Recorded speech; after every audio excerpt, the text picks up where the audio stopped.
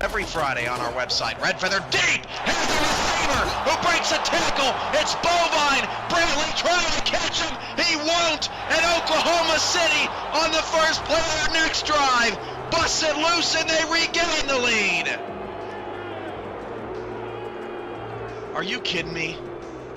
Tiberius Bovine once again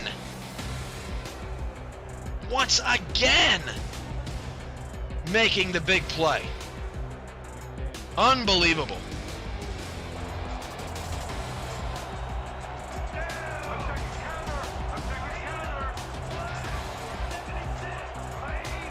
One wide receiver either side for Mike, and Daza will flip it out to Sim, and Sim makes the play! 10-5 touchdown!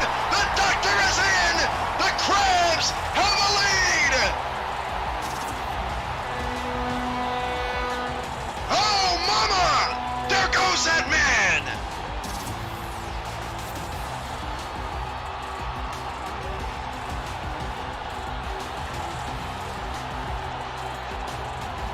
To the right, single receiver to the left.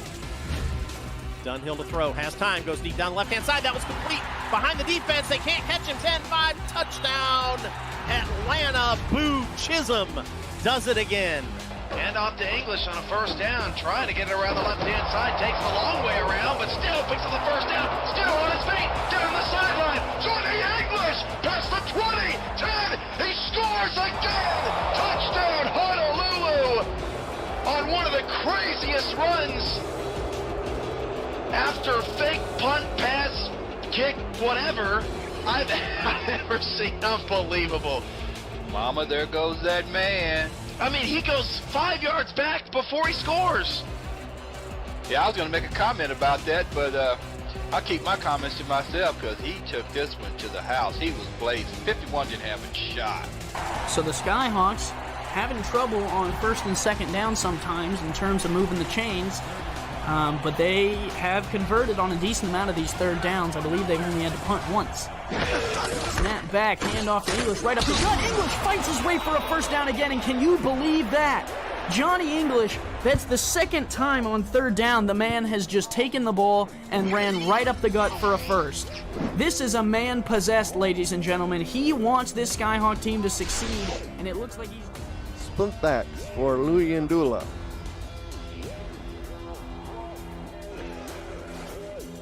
Josh to throw, runs right into Big Sexy. Big Sexy. Another country has heard from. Oh, yeah.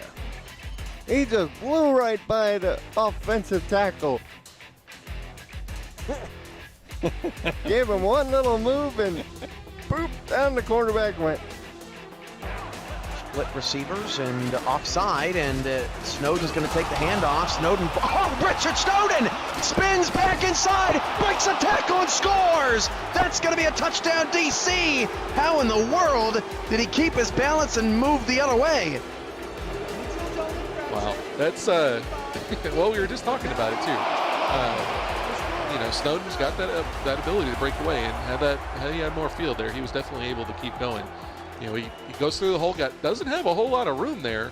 One guy misses a tackle, he spins on him another, and shakes off that one right down there at the end and is able to get in there. So DC is shown early on. They set the pace with the first touchdown, and then they come and they answer back with a great drive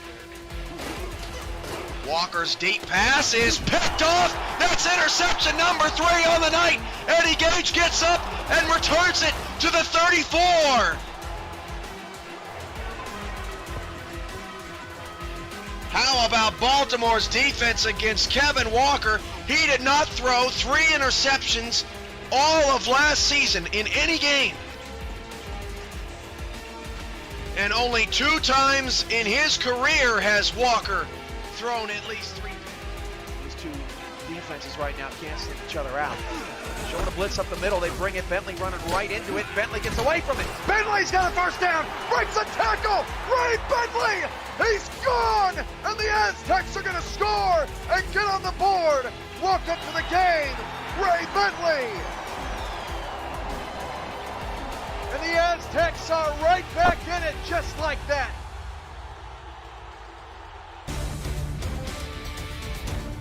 just a few miles away from our nation's capital in Washington, D.C. Or I'm sorry, in Baltimore, actually, in Baltimore, Maryland, still a few miles away from our nation's capital. It's the Baltimore Vultures playing host to the D.C. Dragons. Welcome in to Week 14, getting it kicked off real nicely with a nice two-pack of games as the Baltimore Vultures look for a win and a loss from Atlanta in the other game going on to clinch themselves a 1 seed. Chris Curtis, camera duty in the broadcast booth with you, and this is it for DC. They look to play spoiler against a division opponent.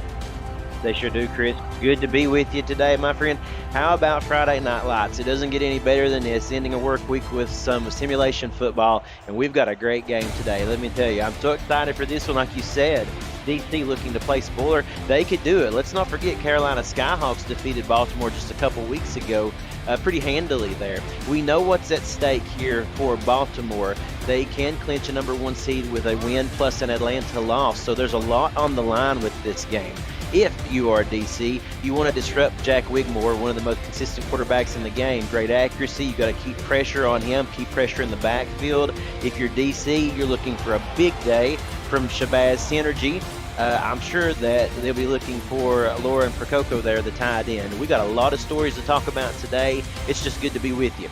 Absolutely. DC and Baltimore about ready to kick it off. And you talk about things being on the line for Baltimore. A 1 seed means they, again, avoid a road playoff game. Last time they had a road playoff game, if I'm not mistaken, season 16. They lost to Florida. That was also the last time they lost a playoff game. We're ready to go. DC is going to get the ball first to get things started out, and they will have it. And just inside their end zone, out to the 20, 25, the spin, and we'll get him to the 23, I think actually is where he will end up, and that will bring out Shabazz Synergy and company. It is the dark blues for DC, more like the teals, and it's the blackouts for the Vultures as Shabazz Synergy, Kevin Say, and that DC offense start out. Yeah, that's going to be really great to see what kind of tempo they come out here with to start this game.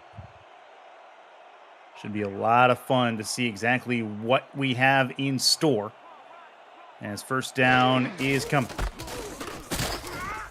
Hand off through the middle. That is Say on first down. He's not going to get very far. That is a 1 yard loss as we get the offense going over the offense for the DC Dragons. Shabazz Synergy, we talked about him. Kevin Say, a feature running back. Chuck Stellar also back there, along with Jay Balmer, the fullback.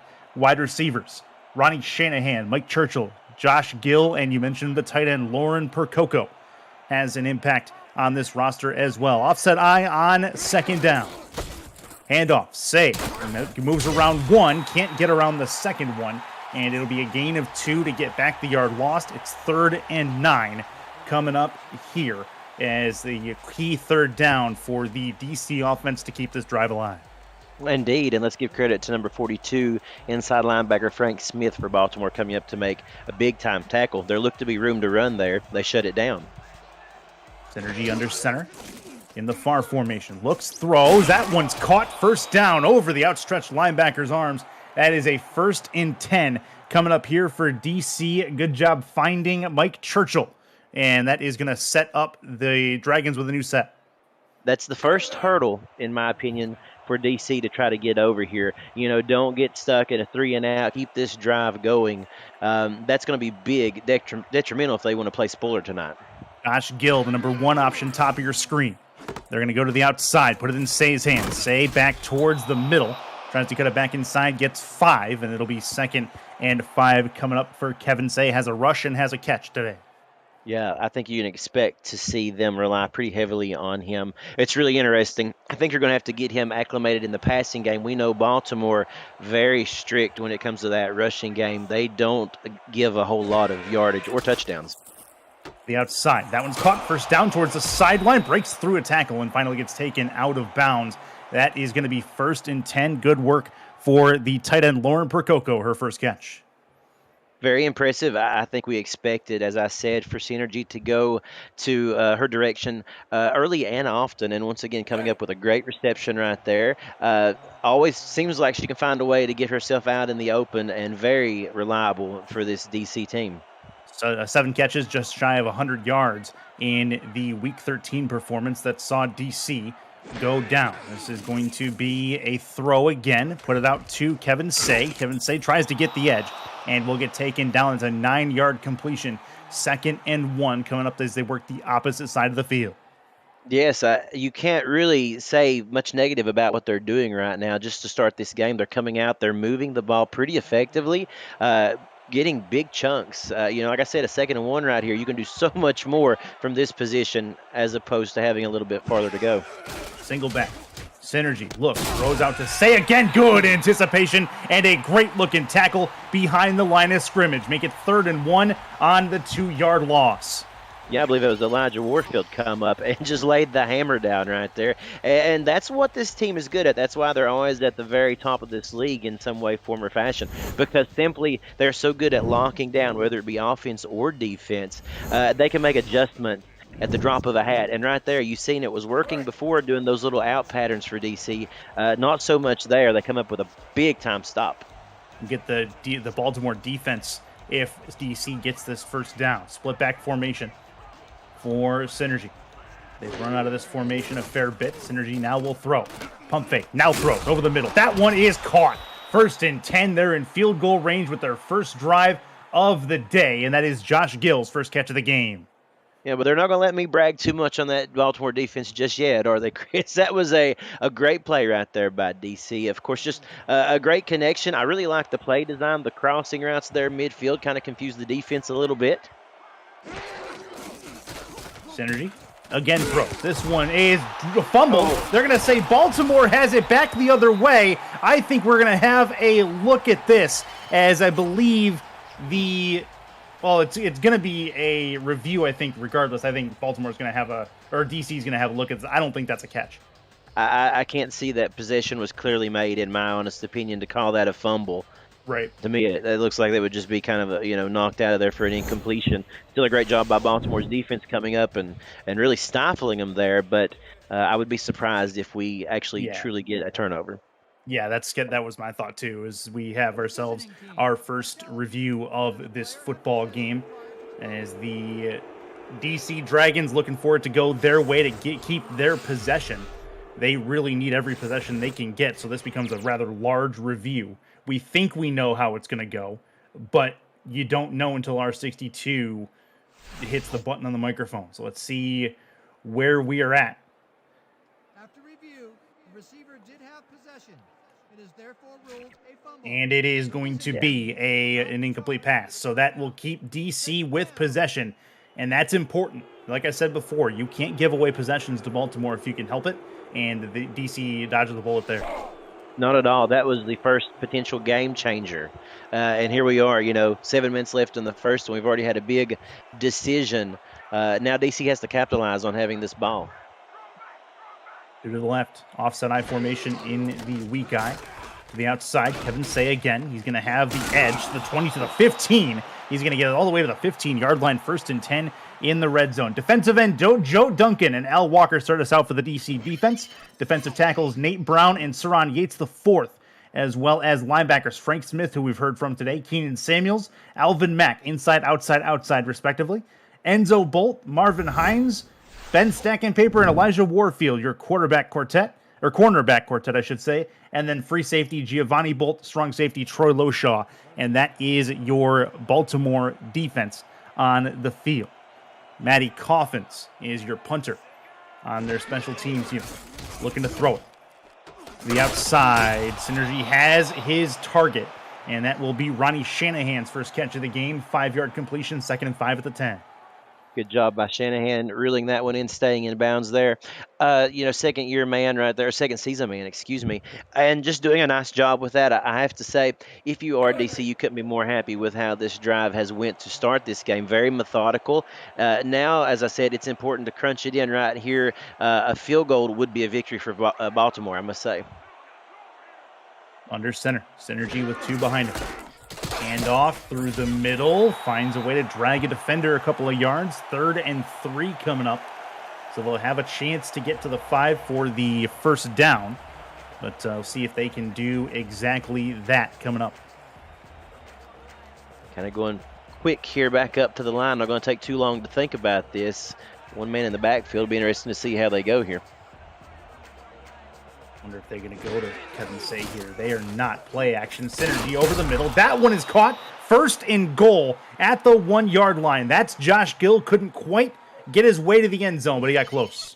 No, that is just great. And let's take a look at Synergy here, just dropping back a great pocket. Let's give credit to the offensive line, but also an even better play scheme. They kind of faked them out thinking they may go to the handoff here. We know how good Baltimore is at stifling a rush. No, instead they go with the pass, and now they're in business with a brand new set of downs on the 1 yard line.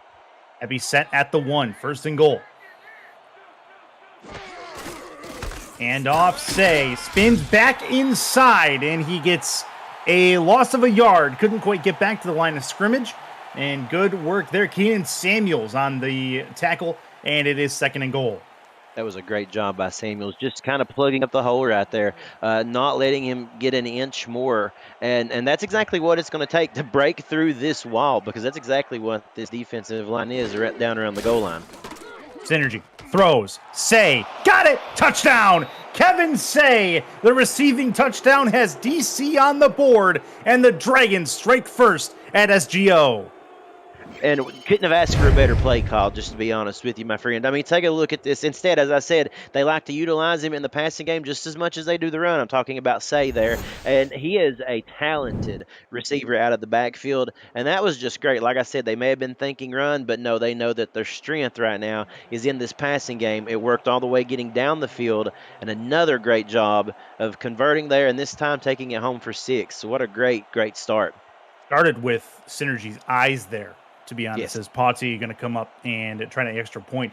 Synergy looked off Ben Stack and Paper away from Say, and by the time Stack and Paper knew what hit him, he ended up going back to Say before Stack and Paper could jump that route. So that's good work and good deception from the DC signal caller. Extra points good. 7-0 lead for the Dragons, and Baltimore is going to get their first crack at the football. Ivory Irvin is deep for the kick reception.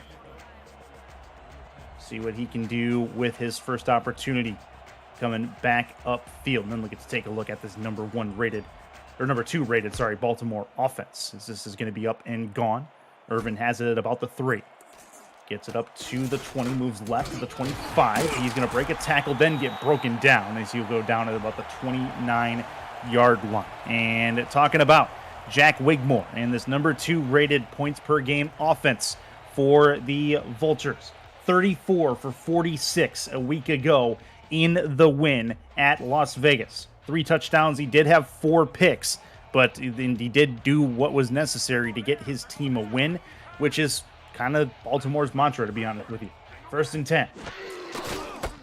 Handoff. Warren Murray going to try to get through. He's going to get taken down immediately. DC's defense looking good on 1st down at the very least as the linebacking core comes up to get him. Yeah, that they are. And this is so interesting right here. I mean, you talk about DC. This means something to them. This is their playoff game. This is their championship, what have you, not advancing to the playoffs. They want to come out here and make a statement on both sides of the ball. Wigmore in the gun. Murray off to his right. 3 wide to the right, 1 wide to the left. Southpaw is going to fire over the middle of the field, and it's incomplete. I believe that is a drop. And you hate to see it for Daley Holder. He will probably get more chances, but that's a big drop there. It is 3rd down. It was a big drop indeed, and it was a little scary there for just a moment as that ball kind of hung up in the air. There could have easily been intercepted and taken back the other way. So Baltimore getting a big break on that one. Now in an empty set, 2 to the right, 2 to the left. Wigmore trying to figure something out here. Has it. Backs up, 5-step drop, deep right side. That one's caught. That's Mac Chima over there. You knew it immediately. 1st and 10, past midfield, or actually close to midfield, and Baltimore has a 1st down. Yeah, they put that 6'4", 230-pound frame to use on that 7th season receiver out there. Look at that. Oh, man, just watch him burn the corner on that one. I mean, he didn't know what hit him. All of a sudden, Chima's gone. And that was so interesting. What a great play. And see, that right there, you talk about the drop by Daley Holder just before that. DC couldn't come up with that interception. You can't allow this Baltimore team to have a second opportunity to strike. 2 to the left, 1 to the right for Baltimore on 1st down. Wigmore with the football. 3-step drop throw. Short got a catch and a first down over the middle of the field. And that is going to set them up again with another first down for Baltimore. That's exactly what they're looking for. Is that time they get Caesar Ackerman, the tight end, involved. Yeah, for sure. Now Declan O'Rourke and DeSantis there coming in on those tackles. Just a little bit too late there. Baltimore able to convert, and the drive continues. And that's out to Murray. Murray spins past one, and he's going to get taken out of bounds at the 27. No, there's the 37. At 2nd and 6 for Baltimore again. You can really tell that there's a lot of attrition between both of these teams right now. I think both these teams are very amped up, if you will. Like I said, both teams with different trajectories, I guess you would say, but they both have something to play for, something at stake here. And I think we're seeing a lot of physical football because of it. 3 to the right. One in the backfield is Murray. On 2nd down. Wigmore throws short, got a first down. He's going to have it inside the 25 to the 23-yard line. 1st and 10 once more for the Vultures. There's Daily Holder again. If you're new to the SFL, the Simulation Football League combines traditional sports, esports, and a role-playing game into one. Team strategies are being executed in real time by our simulations as real-life players compete on the virtual gridiron. For more information about the SFL, visit our website at simulationfl.net. The SFL, it's football for everyone. Wigmore is under center again in the single back. 1st and 10 just outside the red zone in DC territory. Wigmore, 5-step drop, looks, throws right. That has Murray out there. Murray, chance on the edge, got the first down, spins past one, and gets taken all the way back to the first down marker. Forward progress marks him at the 9-yard line. It's 1st and goal. And Saeed Gore out there really had his hands full on that one. Take a look at this bunch of spin move there that he tries to get out of, and just about does it. And then it was all up to Gore there to try to stop him from getting any further. He certainly had a head of steam right there with that reception that Murray did. And so, again, 1st and goal right here for Baltimore, knocking on the door. 3 to the left, 1 to the right. Wigmore is in the gun, maybe trying to finish this drive off. Going end zone, and it is incomplete. There is a flag down. Chima, your intended target. We'll see what the laundry is. They're going to call a hold, and I believe this is on the offense. So they're going to put the Vultures back a little bit. I believe that's a 10-yard penalty, if I'm not mistaken, and that'll put them back at about the 19. Yeah, that's a big blow right there. I mean, especially with the way that that this game has went thus far. Now, you know, a high-powered offense like this can certainly claw their way out of it. But, you know, how many times throughout the season have we watched a penalty like that totally derail a potential touchdown scoring drive? Yeah, it does it a lot more than it doesn't, to be honest with you. Wigmore looks, now throws end zone. He's got it at the 1-yard line. 2nd and goal. And he found Mac Chima that time just outside the end zone. Yeah, my goodness. I mean, take a look at this play. What a great job by Wigmore there, just standing up in there and delivering a dart. But they've got something going right now as they've got these routes there with these wide receivers cutting across the middle there. And for some reason, DC hasn't been able to lock it down. And literally, that's an 18-yard play, and they're back in business at the 1, just like that that penalty was negated. Well, I mean, now they have 2 tries, though. They don't have the ability to get a first down. So that's something. We'll see if they go to the outside. They do. Murray tries to break the tackle, and he will not get shoved out of bounds at the 2. They're going to lose a yard. 3rd and goal at the 2-yard line. Yeah, you're exactly right. I mean, the one lingering effect of that penalty there was that it isn't a fresh set of downs, and now they're faced with a 3rd down from the 2-yard line, and DC doing a very good job of defending in that category. See if they can hold them off. 3 points again would be a win for DC. Heavy set look. This looks like a Warren Murray run, but Wigmore can throw out of this. He does here. He's going to get tackled and taken down at the 10-yard line. They'll say the 9, and they'll have to settle for 3. My goodness, and we just talked about that at the beginning of this game, did we not? That they have to keep pressure on Wigmore. Jason Bourne, the man for the job, 6'4", 320 pounds of the rookie, getting in there and absolutely demolishing them at this moment. I mean, That was something we talked about. The pressure, it's got to be there. They've got to stay in their face this entire game. And there you see what happens. All of a sudden now, it's a 3-point try instead of going for that touchdown. And this will be Shark Tarkenton, one of the best all time, with his left foot right hash. Tip shot field goal is up, and it is good from 24 yards. And Baltimore has themselves 3 points. But DC can take that as a win, holding the lead after Baltimore has their first possession, and DC gets the ball back. That's something to hang your hat on. Oh, it is. I mean, you have to feel good about that. You come out here and you can stop this high-powered offense and relegate them to just 3 points. It's an early win, a long way to go, but you take it in stride. That's one big check mark right there.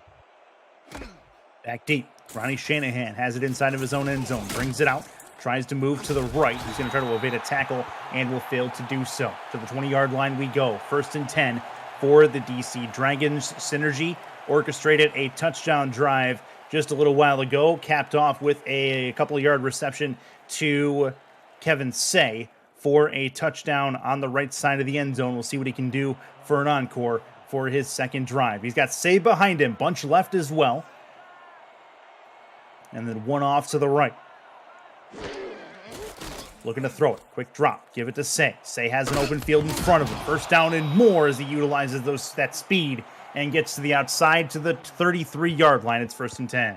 You know what they say, if it isn't broke, don't fix it. And right now, there's really no need to, because this little scheme they've got going with Say coming around there on those screen passes is really doing a number to this Baltimore defense. And Shabazz Synergy, now 11 of 12. Let's give him some, great remarks right there. I mean, to go into this first quarter playing like he has, he knew he had to come out and be effective, and really his targets and his receivers have been on point for him right now.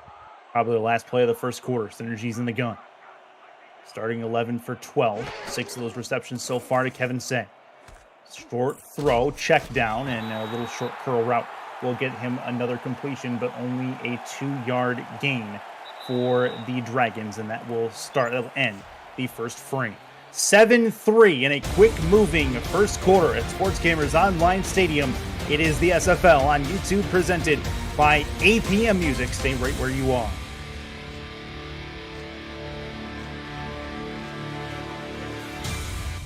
Chris Curtis, Cameron Duty in the broadcast booth, Cameron Irvine, producer and commissioner in the back, Tristan Hatley, Justin Reside on stats, and we are underway with the second quarter in Week 14 action. DC done for the season after today. Baltimore playing for a 1 seed. That's a sack, and Synergy goes down. Baltimore's defensive line gets home, and guess who? It's Nate Brown. Big Nate Brown. I called him that earlier in the season, and it seems to have stuck right there. A great job by Nate, just coming in, 303 pounds in his 6th season, 6'2", just doing a great job to make his way into the backfield. That's the first time we've seen that today. DC had been putting up a pretty good ball, but at that point it was penetrated. That is over the middle. That is caught, found a seam between 2 defenders, and DC moves the ball forward regardless. To the midfield line they go. It's 1st down. I can't say enough about this. Look at Churchill on this again, coming with a really nice reception. But this team right now, they are playing some solid football, and nothing has fazed them yet. I think that's what's so interesting to see. I think they're playing above their record right now, just to be honest with you. I mean, the way that they're responding to some of these obstacles they've had in this game thus far. Top of your screen is Churchill. Gill at the bottom of your screen.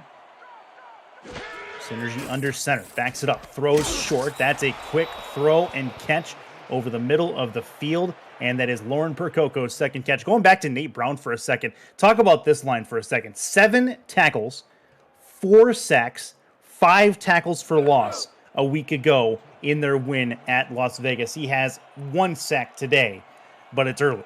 That's a crazy line from a defensive tackle. Wow, it really is. Handoff, Say through the middle, got close, and they're going to give it to him. 1st down at the 40-yard line is where he ends up, and that was actually Chuck Steller, the other halfback for this DC roster, uses those big old broad shoulders and pushes his way forward. Yeah, Steller there, 240 in his 2nd season, just really burrowed his head and his shoulders down, and he just kept pounding and got just enough to keep this drive alive. Pardon me, to the right. That is incomplete. 2nd and 10. Looking for Lauren Percoco on the right side. Not really surprised to see them try to get back that way to Percoco. We kind of expected it, as we said, to be a target. A good job right there of Baltimore to lock that one down. Keenan Samuels coming up with that reflection, or excuse me, that deflection. Excuse me. All good. 2nd and 10.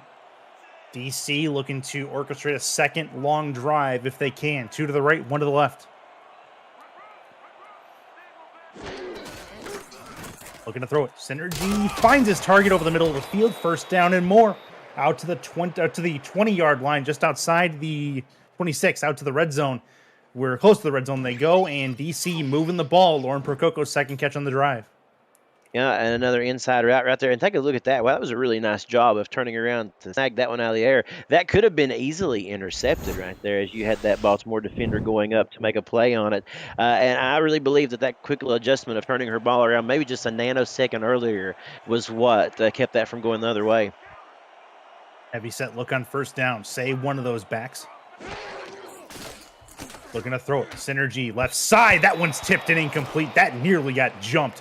And they are seemingly going after those short screen passes. Elijah Warfield got close there and probably would have still been running. Indeed, that's exactly right. We're starting to see them get a little bit more aggressive with their pass defense right there. We've already seen a couple of big-time deflections, and, you got stacking paper out there as well between him and Warfield.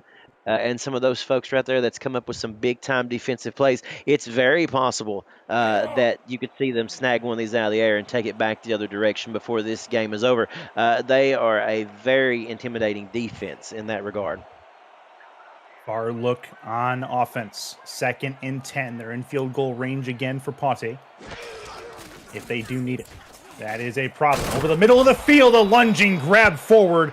1st down and more. You saw the blitz coming, and a nice job by Synergy to get the ball out of his hand. It's Churchill and a 1st down. Yeah, let's give credit to Synergy right there. I mean, held on to that football just as long as you possibly could. He couldn't have held on to it a second more. But take a look at that. I mean, just the determination right there in Synergy to get that ball out.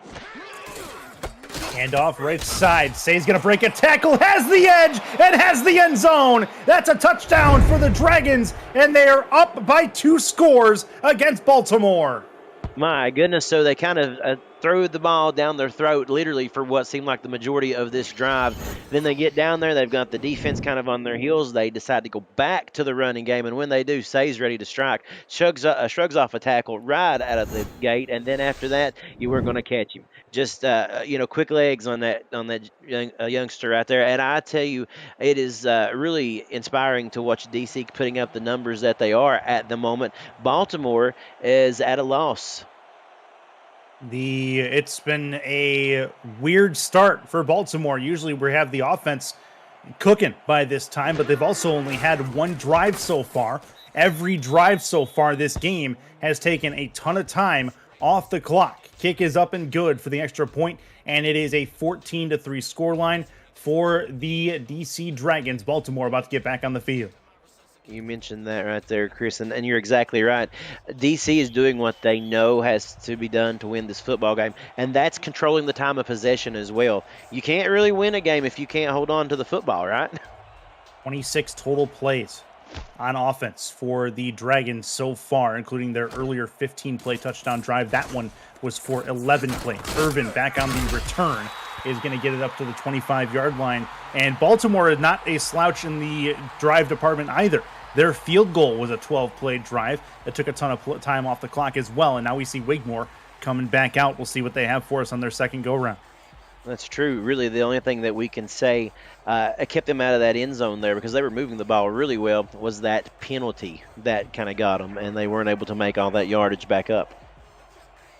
One of the Baltimore Vultures' losses this season came at home to Fort Worth. That's going to be to the outside. Warren Murray is going to get taken down with a bit of vigor there. It's 2nd and 1 after a 9-yard completion.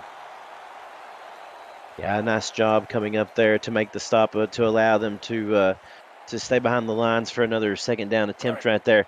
But that is interesting to see. As we said, just 2 losses on the season.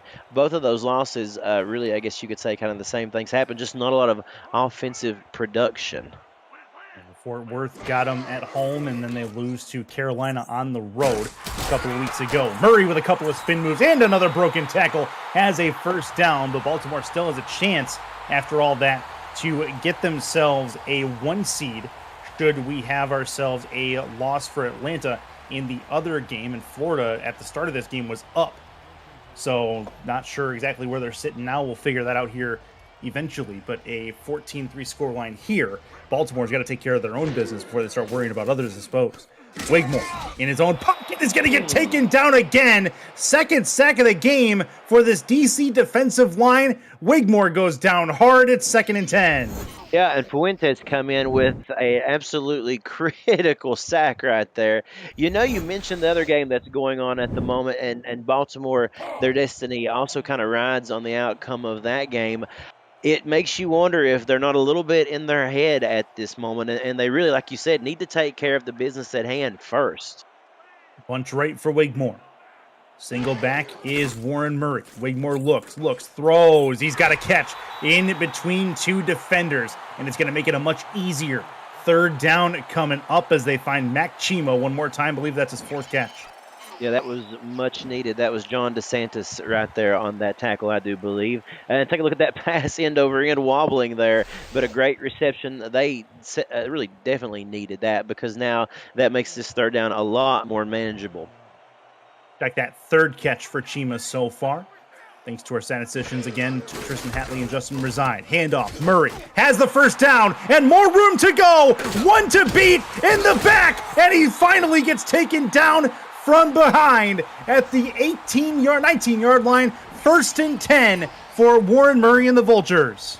Well, it's evident that Warren Murray just got tired of hearing us talk about just how well that DC was doing right there with Kevin Say, and he's showing a little bit of speed and some muscle of his own because this guy can take it down the field as well. A great job, a very dangerous threat right there. As you've seen, when he gets out in the open field on the sidelines, they're a very tough guy to bring down. He just smells the end zone, and he goes after it. John DeSantis was the one to slow him down, who eventually helped bring him down. This will be a throw from Wigmore. 7-step drop. Time to throw it. Left side. He's got a catch and a 1st down. 1st and goal for Baltimore. One more time. A crossing pattern works to perfection for Ivory Irvin. A great job. I believe that was... Oh, excuse me. Yes, that's right. Caesar Ackerman there coming up with a big-time reception. And isn't it interesting to see just what that change of that one run does? All of a sudden it gives them so much more confidence. This is through the middle. Has room to cut through, and he's going to get down to the 2. That's good work for T. Roy Gaines. Trains comes through in the clutch 2nd and goal. Yeah, making a name for himself for 10 seasons doing just that right there. A very tough guy to bring down, all 240 pounds of him, and coming up with a very nice run. Now Baltimore knocking on the door, and DC is on their heels. Play number 8 of this drive has Warren Murray in the backfield. Ace formation look. Handoff. Murray gets taken down behind the line of scrimmage. Back to the 5-yard line. It's 3rd and goal. John Gray coming up right there, as well as another one of those fantastic defenders doing a great job for DC right there. I have to say that was huge right there. I mean, coming up with a big-time stop. Just great defensive work. John Gary, good tackle for loss there. To the outside, has a chance at the pylon. The spin, trying to move forward, not going to happen. It is 4th down, and DC lets up 2 goal line opportunities, but does not let them score. Warren Murray can't get in, and Baltimore will again have to settle for 3 points. It's really something, I mean, to see. Like you said, what an interesting start to this game. We're not used to seeing this. It's very common that the script is usually flipped, and Baltimore is running it in the end zone. Shark Tarkington, another chip shot field goal from the left hash, left foot. Gonna hook this one just a bit. It is up, and it is through. No problem there. And it's an 8-point ball game as Baltimore gets a couple of points back, 14-6. And that caps off another decently long drive. We're at 3:34 left in this second quarter. That drive, 10 plays, 70 yards. And DC about to get the ball back again. Yeah, but what's interesting about that is, Chris, that the difference has been touchdowns for DC, field goals for Baltimore. Made a big difference in this game thus far. Back deep, 2 yards outside the end zone. Looking to spin and not win on this particular occasion. To the 23 goes Ronnie Shanahan. The SFL convention is coming to Cincinnati, Ohio. It's July 28th through 30th for season 21 kickoff weekend. For room reservation details in the weekend schedule, use the convention alerts channel in the SFL Discord server. Rooms are going fast. Reserve your special group rate today. We will see you there. Synergy is under center 2 to the right. 1 in the backfield. That is Kevin Say back there. To throw. To the outside. Quick little out route. Finds themselves 6 yards. 2nd and 4 coming up. Cameron, you going to make it to the convention? I'm definitely trying to make sure that I can get my schedule there worked out. I would absolutely love it. It is my plan to. It'd be the first one for me, and I can't wait. I mean, everything I've heard about it just sounds like such a fun time. It is circled on my calendar for sure, Chris. Yeah, as it should be. Yep, I went to the one a couple of times ago in Houston with Skip, and it was an absolute blast. That's going to be a run for, I believe that was Kevin Say through the middle. There is some laundry on the field as well. And Stack and Paper comes up to make the hit. See what the laundry is. It was indeed a free play. So it's a defensive offside penalty, and that will give them the yards and the repeat down. So that'll put DC in a pretty good spot. Just a couple minutes left in this first half. That's right, Chris. Talking about that convention once more, it being held in Cincinnati, just a beautiful city. One of my favorites to visit, as a matter of fact. So I think that's a great place to hold the convention at. I think a lot of people are really going to enjoy that location. Left side. That one's caught trying to break a tackle. Not going to work. It's a 2-yard completion. Not much to that one. But Lauren Percoco finds, that one's not Percoco. It is 2nd and 8 coming up. Yeah, what's really interesting about this, Chris, is that this could go perfectly for DC. If they can hold on to this and make another methodical drive out of this, they could run the timeout and maybe even go down and score, put some more points on the board. Entirely possible. Synergy's going to move up in the pocket and throw. Tipped and incomplete. Baltimore got close, and it is a 2-minute warning time. 14-6 DC. They've got the lead and the ball with a couple minutes left in the halftime break.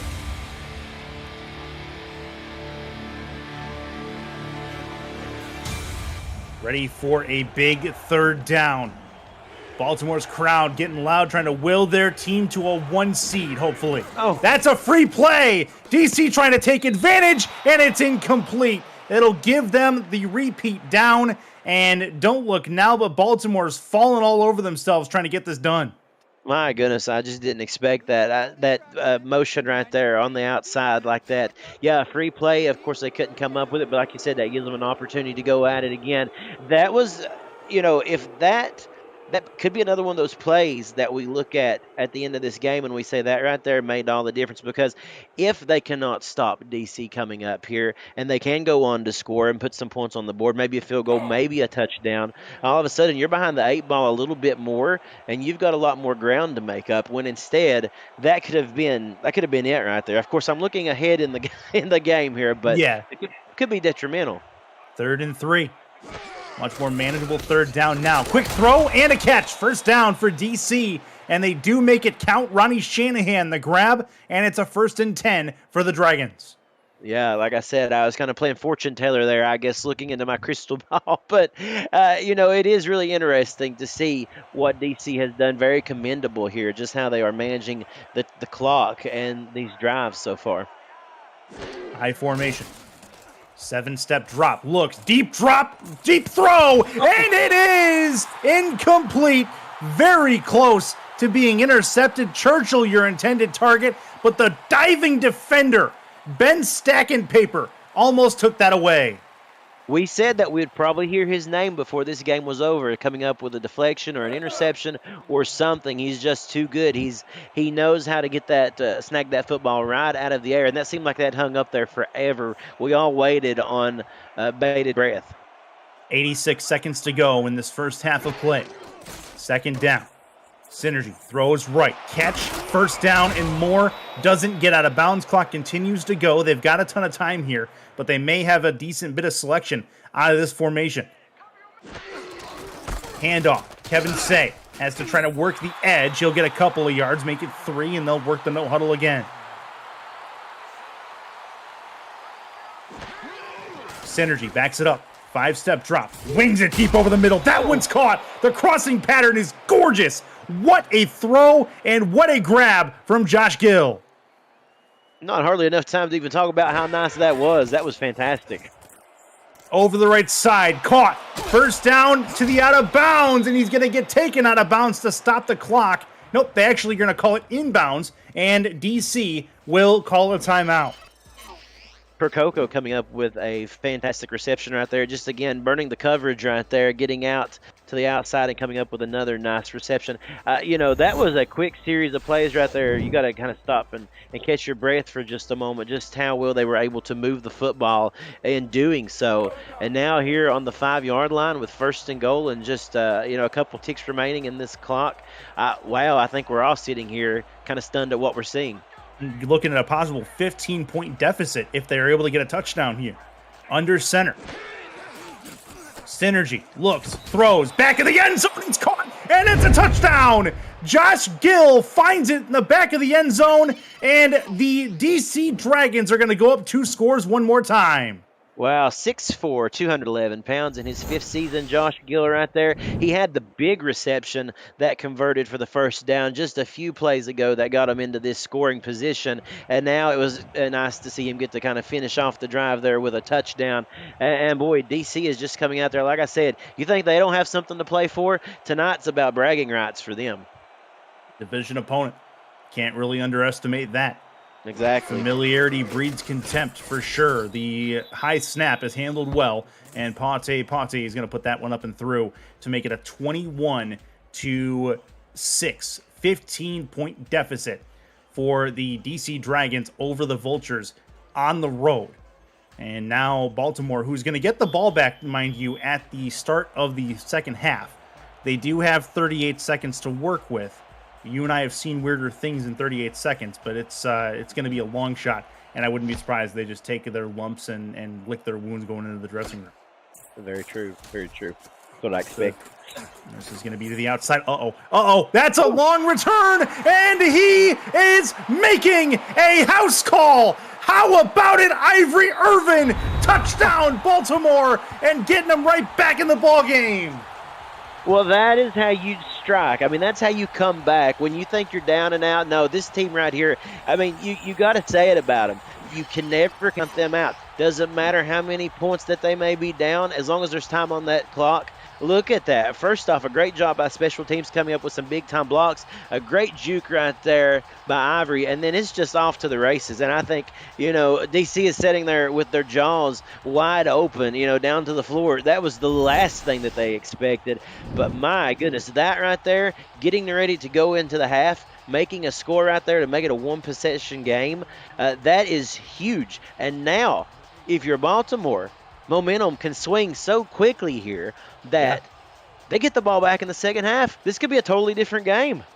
It could be. They could be looking at tying the ball game up with a 2-point conversion if they score a touchdown on the first drive of the second half, as that extra point is up and good from Shark Tarkenton. So don't look now. The only touchdown that Baltimore has been able to put up in this first half has been by way of special teams.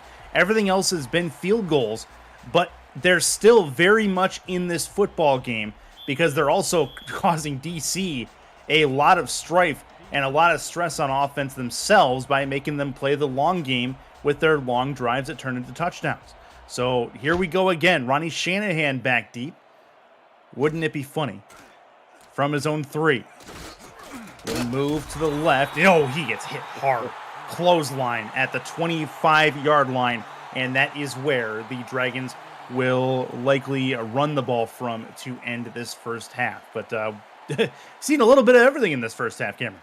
Yeah, I mean, I'm sitting here thinking, what just happened in the last minute and a half? Like, literally 90 seconds of, I don't know what happened. It was just 1 minute we're talking about a 15-point advantage. The next thing you know, it's a kickoff return for a touchdown. This is amazing. The outside, that one's caught. First down and more to say. And it will get down to about the 13-second mark. Wondering if we're going to see another snap before the end of this half. We may. They will. No. To the outside again. This one's out of bounds, and we'll see at least one more snap before we're done, as that's Young with the catch and a 3-yard completion. I must say, Chris, I kind of expected them to run the clock out. I mean, having the 2 timeouts and not utilizing it to stop the clock by that point. I didn't expect to see a pass get off there, but looks like they may look for something downfield before they go to the half. They may. They also may try to run the ball with Say.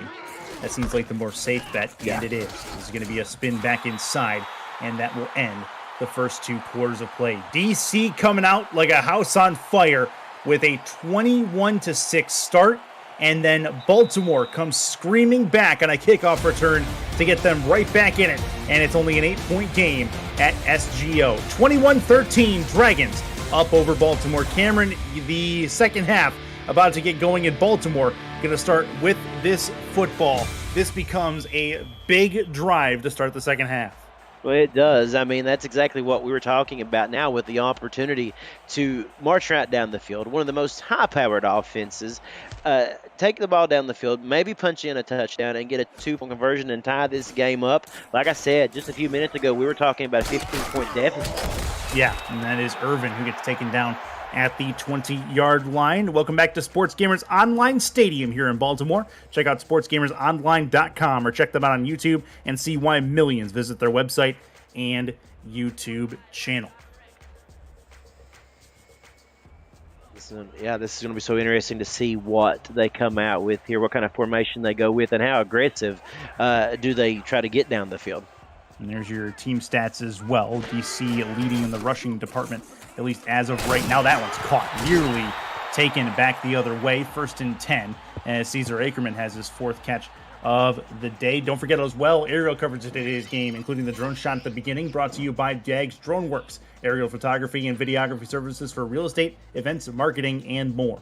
Learn more at dagsdroneworks.com. 8-point lead for DC. Baltimore has the football. Ackerman, after making that catch, is off to the sidelines. It's 1st and 10. At his own 32 is Jack Wigmore. Far formation look. Tight end is flexed out to the left. Looks. Left-hander throws. Caught, trying to turn it upfield. 1st down and more. Towards the sideline and then steps out of bounds. Mac Chima over there finding a way to get things done. He has 4 catches.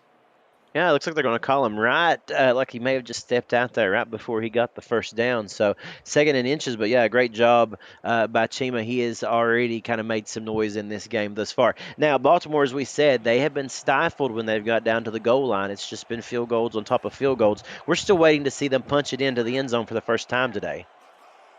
Heavy set look. This looks like a Warren Murray or a T-Ray Gaines run. It'll be Murray through the middle, 1st down, as he does have enough for it, and that's in no small part thanks to the block that T-Roy Gaines gave him up the middle. Yeah, that was a pulverizing block right there, able to just kind of manage to really pound the ground game right there to get that 1st down. 1st and 10 at the 46-yard line. Another heavy set look. And they go back to Murray. They will. Through the middle. He's got some room. Spin pass 2. And a near broken tackle. And how about it? Every time he touches the ball and has open space, you think he's going to be able to turn on the Jets. And he almost did right there. Yeah, he did. He's just waiting to bust it. I mean, and I think it's very possible. Take a look at this great finesse. And again, he reminds me of like a Whirlpool washing machine or something. I mean, the way he just spins around, it's just unbelievable. I'd be dizzy. I'd be sick at my stomach. But no, what great, like I said, great finesse. And he's ready. He's just about a broken tackle away from taking that to the house. He's feeling it right now. One to the left, one to the right. Baltimore trying to mount a comeback here. 8-point deficit, but they have the ball and they're moving. Warren Murray again to the outside, gonna stretch it out. Broken tackle, has the room, sideline, and he is gone. Touchdown, Warren Murray, house call, and they're 2 points away from a tie ball game. Yeah, we just talked about it, didn't we? I mean, the more that they kept feeding him that football, the better that he was getting. And, I mean, you talk about these great offensive weapons, of course, on the receiving end and stuff. But, man, let's give Warren Murray credit. I mean, this guy right here, he shows up to play each and every game. And take a look at that, protecting that football, getting out of the early block or the early tackle. And look at that. He missed a couple of them and stayed on his feet with fantastic stamina. Such a tough guy to bring down. I can't say enough about just how good this guy is and really putting the team on his shoulders when they needed it most. Well, Don't look now, but they're going for 2. Gonna try to tie this ball game up right now. The power eye. Murray has it. It's good. 2 points added on, and it's a 21-all ball game at the start of the second half. We'll call it the Warren Murray Power Hour because that's exactly what it's been. I mean, take a look at this again. Look there. Again, a nice little agility move and just kind of sidestepping his way into the end zone. You know that had to feel good for him, not only getting the touchdown, but getting the go-ahead the 2-point conversion there to go ahead and tie this thing up. What a shift we have had in this game. Unbelievable. Emotions are all over the place. 15 unanswered points for Baltimore, dating back to the 1-minute mark of the first half. This is going to be a run back for Shanahan. He'll get taken down at the 24-yard line. Now DC needs to find an answer somewhere in themselves. We get a good look at the warning label on the back of the Baltimore helmet. 1st and 10, and here comes Shabazz Synergy to start out their first drive of the second half. And, well, the 9-minute mark, we have a much different game than we had at the 1-minute mark of the first half. Under center. Synergy has the football, looks, throws, gets it out to Say. Say has to try to corral it, and it's going to stop him in his tracks. And Frank Smith comes up with another tackle for loss, and nothing much doing there, as that was actually the fullback on that catch, 2nd and 12. You know what's amazing about this, Chris, and I'll say this real quick before they head up to the line there. DC's offense hasn't done anything wrong. They scored that touchdown that put them up, and then all of a sudden, it's a defensive stop right there by Baltimore and a special teams play, and this thing is just totally different. That's to the outside. That is Churchill. Or no, sorry, that's Josh Gill with that catch. 1st and 10 for the Dragons. It was Jay Ballmer for stats reasons on the catch before that, and DC has a first down. I mean, it has to weigh on DC's psyche. I mean, like I said, they had that touchdown that put them up. The next thing you know, Baltimore gets the kick return. Then they go into the half. And then Baltimore comes back out with a great offensive series, and DC's just kind of sitting here stunned because they haven't made a mistake in the offensive department yet. But now all of a sudden we're tied. Which goes to show it's hard to beat Baltimore even when you play perfect football. 2nd and 10, as that one is going to be an immediate stop at the line of scrimmage. Nothing doing on the run. It also goes to show you, like you mentioned, a team as equipped as Baltimore, offense, defense, special teams. I mean, when you can put points up on the board in all 3 areas, it's tough to bring down. And that's why they're never out of a game until that clock has double zeros. 2nd and 10. Hand off, left side, it's Say, gonna try to break through, he does, has some speed, down the sideline, he's gonna get to the 45-yard line, into Baltimore territory. Kevin Say turning on the Jets and finds his way up the left side. Yeah, how about that? We're beginning to have a duel between the running backs here. I mean, Murray and Say just really putting both these teams on their backs. And a great job right there. Say, he's been making great moves. Oh, I like that little juke. He's been making great moves the entire game.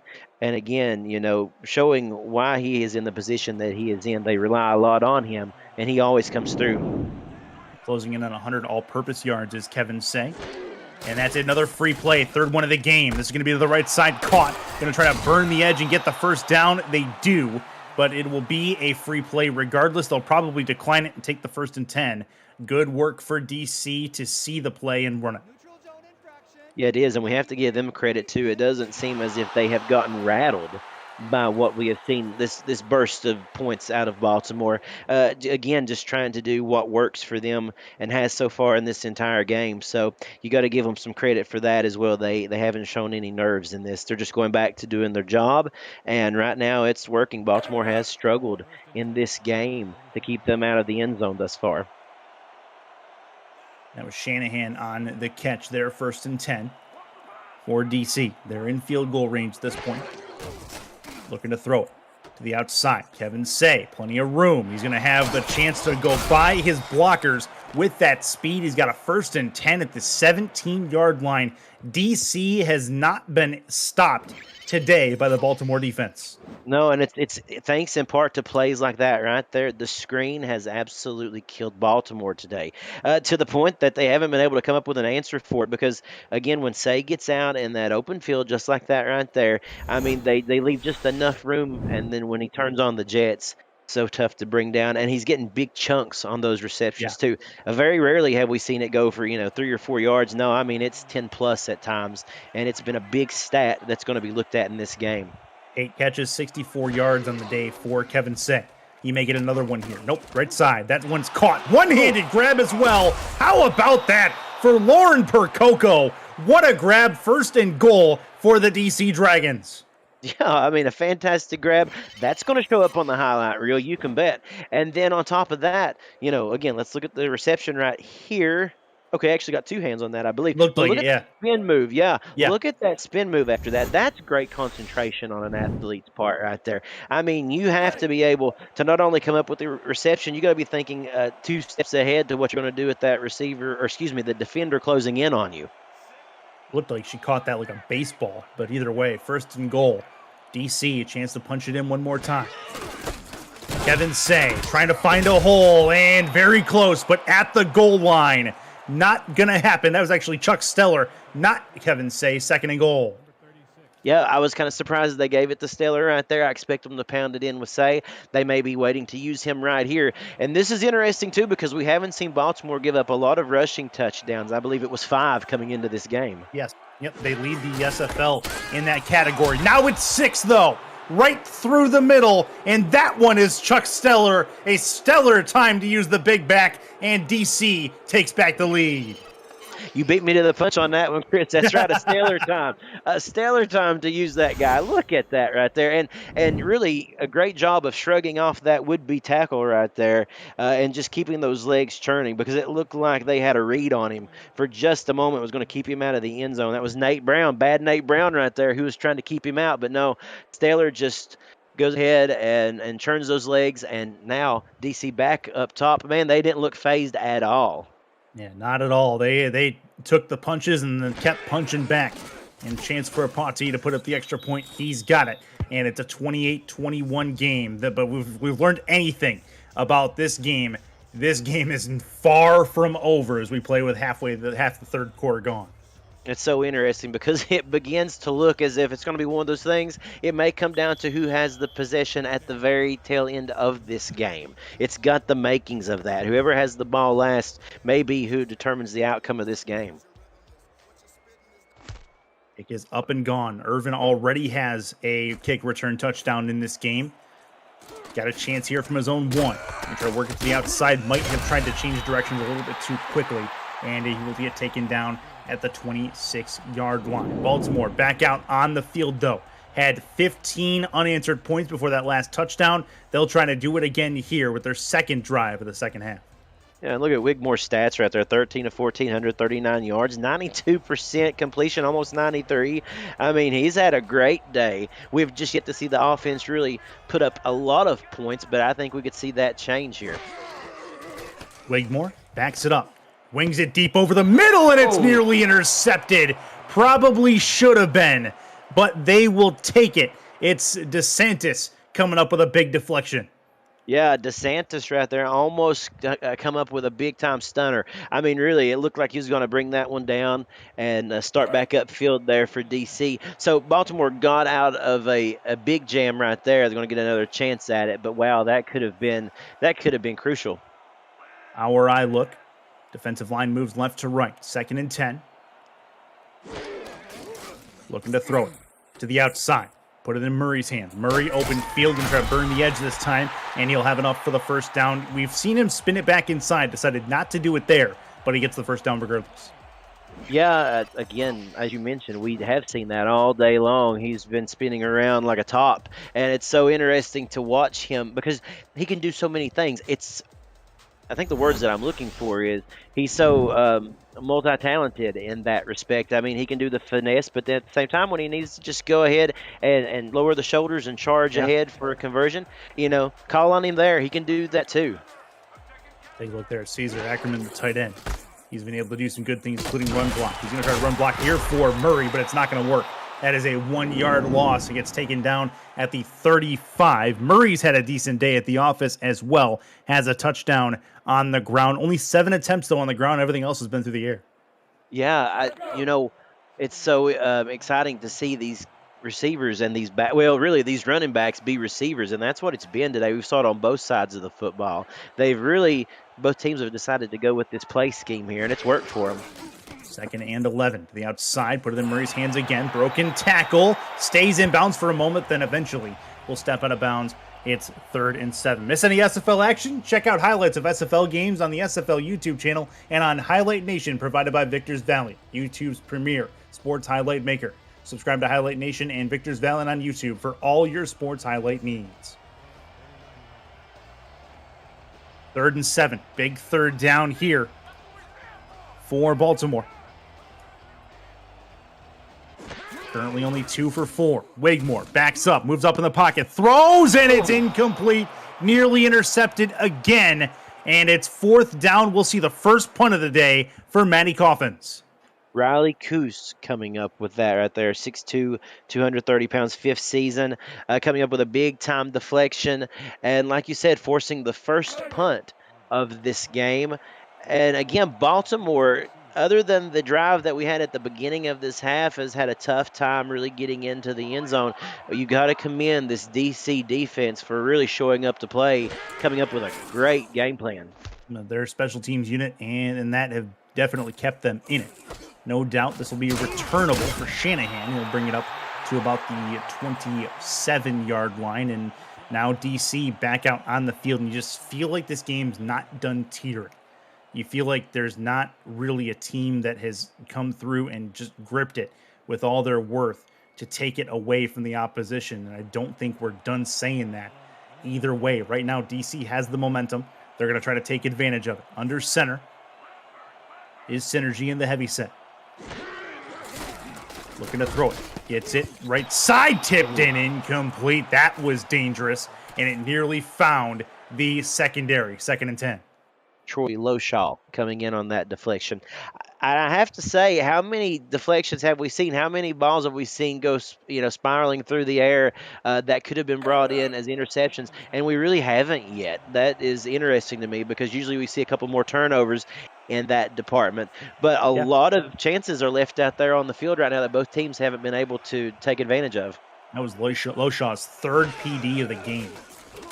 Synergy to the outside. That one's caught trying to turn the corner, or not being able to do that is going to be Josh Gill. He does get a couple of yards. 3rd and 4 coming up at the 33-yard line. And here comes DC. Key 3rd down for them. First 3rd down we've seen from them in a little while. They are currently rocking at 5 for 6 in that department. Wow. I mean, just a great day in that department so far. We'll see if it can continue here. Looks to throw it.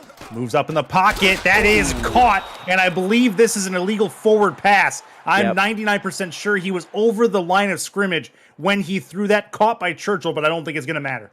I don't think it is either. I seen that. I thought he was, running up to take the sneak and try to convert, and then I was just shocked to see him let go of that football.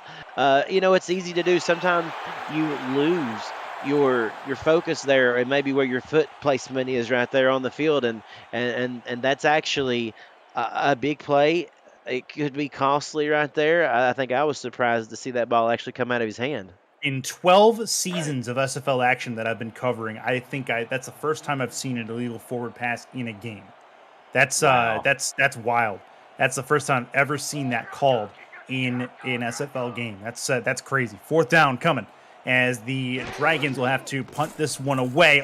Dangerous times, and it nearly got blocked. Probably should have been. Fair catch called for by Irvin at the 36-yard line. 1st and 10 for the Vultures as they have a chance to swing back the momentum into their favor.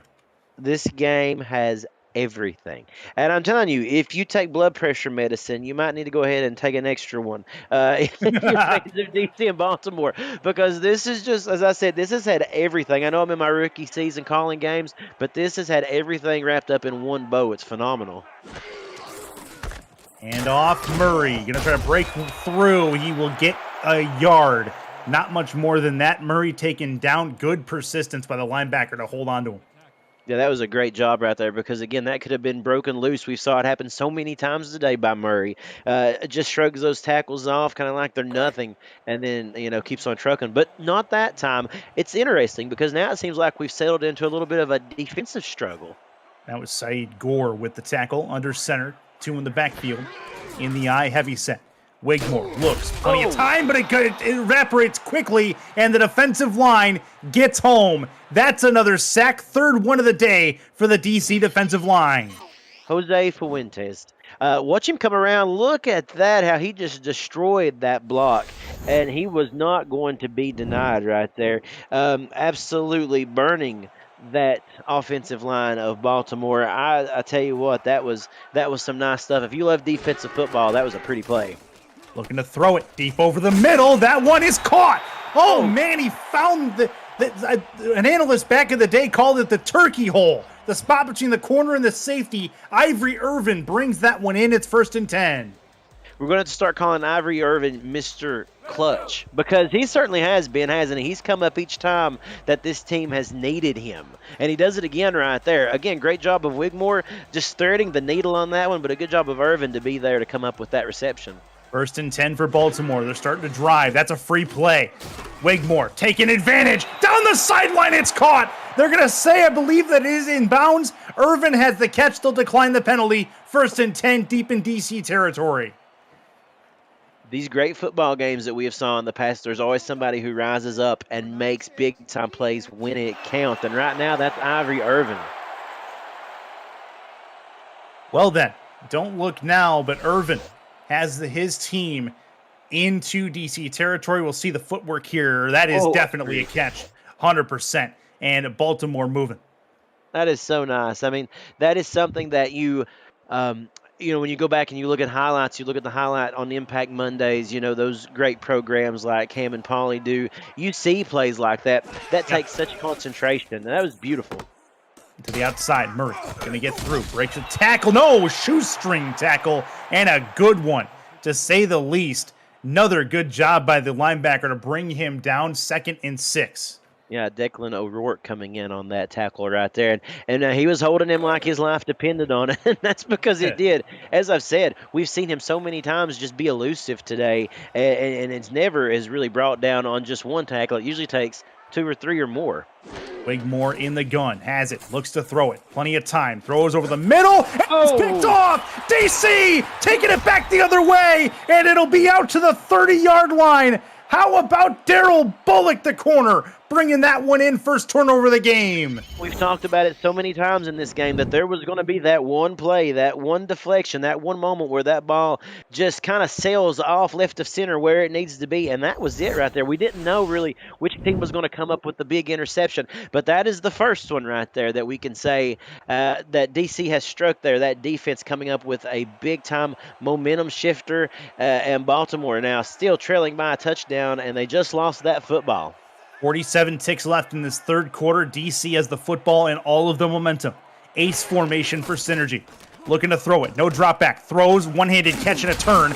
Good spin from Churchill. Gets taken down at forward progress. It's a 7-yard gain at the 38-yard line and still in DC territory. And Churchill did a really good job of getting some crucial yards right there. Watch him right there. That went for a couple of extra. And in a game like this, every yard matters. And, I mean, that's the honest-to-goodness truth. You hear it all the time, but every yard counts. And a team like Baltimore with a defense that they do have capable of coming up with big stops, you have to take advantage of every time you have a little bit of open field in front of you. DC has done a wonderful job of that so far tonight. Can you tell these two teams are division opponents? You should be able to. This is through the middle. Nothing doing there. 3rd and 2 coming up. If you're liking the game so far, and why wouldn't you smash that like button and subscribe to the channel if you haven't already. The SFL produces over 400 events a year. There's no one else that gives you more football. Don't miss a minute of SFL or SFLM action and help the channel grow through your support. Thanks for helping the SFL reach 10 years of operation through your viewership. End of 3. Put your 4s up, your 68s, your 86s, and of course your 12s. We miss you, Matt. It's 28-21 DC over Baltimore at SGO. DC starting this 4th quarter with momentum and the football. Not to mention the lead. Handoff, Say, broken tackle. He's got some room on the outside. He's going to get it out to the 50-yard line. Midfield, 1st and 10 for the Dragons. And I know we just kind of hit the top of the fourth quarter there with a full quarter to play. But you know what? If you are DC, obviously you don't want to get complacent. But, man, right now it'd be one of those times that you could kind of have one of those 6-minute drives. That would be just about killer, would it not? And we've seen it all game. I mean, there's no reason to think that they couldn't do it. We have saw a lot of sustained drives by this team. And right now they're moving pretty good, so it's not out of the question. 2 to the left, 2 in the backfield as well. 1st and 10 at the midfield stripe. To the outside, Say again. He's going to spin back inside, and he'll get taken down after a 4-yard completion to the 46 in Baltimore territory. It's starting to have that feeling, isn't it, Chris? That, I mean, we're going into the fourth quarter. It's a divisional matchup. And like I said, forget the playoff seedings and forget whose team goes on next week. This is division smash mouth football. And right now, DC's coming out, and they want to end the season with bragging rights. Black and blue, just like their jerseys. Looking to throw it right side, caught, and trying to corral it and falling down on his backside is the receiver. It is Ronnie Shanahan. 3rd and 1 coming up from the 42. Oh, yeah, this is a big time play coming up right here because, as we said, that could be the difference between the outcome of this game. Not to put too much pressure on one small play. There's a lot of football left to go. But anytime that the Baltimore defense can make a stop and give it back to their offense, there's always that chance. So DC needs to take control here if they want to continue on this path. DC's a nice 6 for 9 on 3rd downs just in this game. Now they're 7 for 10. That is gorgeous. 1st and 10, second catch of the game for Mako, and it is 1st and 10 for the Dragons.